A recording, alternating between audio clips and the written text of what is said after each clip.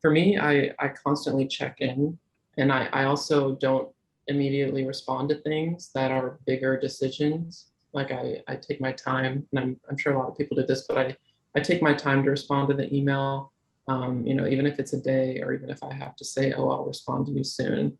But an example might be like right now, for example, now that so I stopped taking on Austin-based work back in May to allow for the time to move and to pack and to pack up 12 years worth of things and Marie Kondo 12 years worth of things, um, which was an exciting, difficult but a really great process.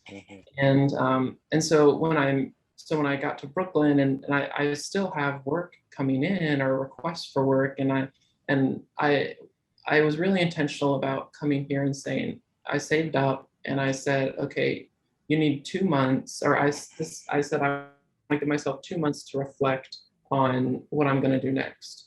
And I have the money saved up for that. And even if I continue Activate here, or if I go work for another architecture firm, or if I go, transition to a writing job, or try to, teach, or there's just so many things I want to reflect on, and still trying to figure out of what I'm going to do.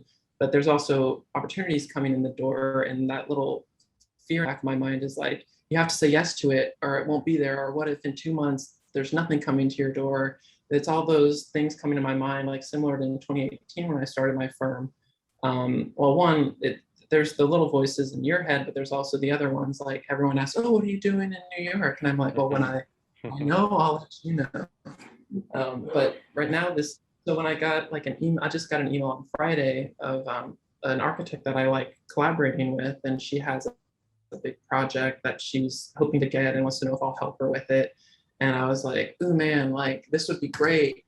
Like in 2 months, if I'm ready to take on more consulting work, then yes. But right now, I think it was just about checking in with myself, and I finally responded to her. It was Friday, so I waited until Sunday to respond. But I just said, I was just really transparent and authentic with her, and saying, my gut is telling me to wait a couple months before taking on work like this. Like I wanted to give myself enough time to transition my business here in New York, and I like working with you. But I'm not sure if right now is the best time. Can we talk about it sometime this week to make the final decision? And even in her response, so sometimes it's not always about saying yes or no.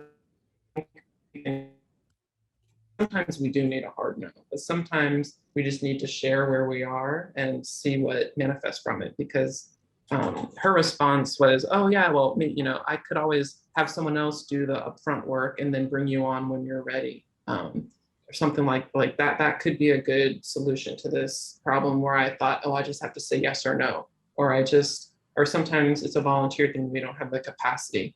And a lot of people are like, oh, it's yes or no. It's like, well, maybe it's about saying, I don't have the time for this, connect you with this person, or can we just have an hour-long conversation? I can knowledge dump on you, and you can take that and go and serve you in the way that I have the capacity to, and honor the time that I've created to sort of figure out what's next.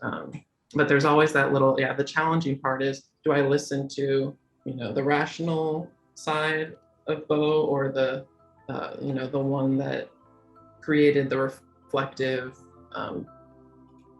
next, figuring out what's next side. And